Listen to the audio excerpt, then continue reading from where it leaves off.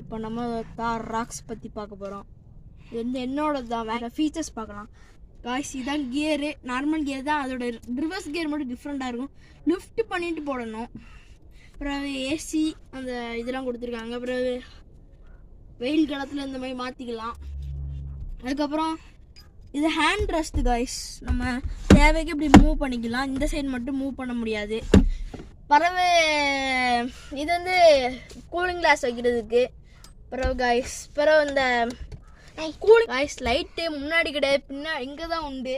அதே மாதிரி நம்ம ஃப்ரண்ட்டில் ஒரு லைட் உண்டு. அது நம்ம மாடிஃபிகேஷன் பண்ணால் தான் உண்டு.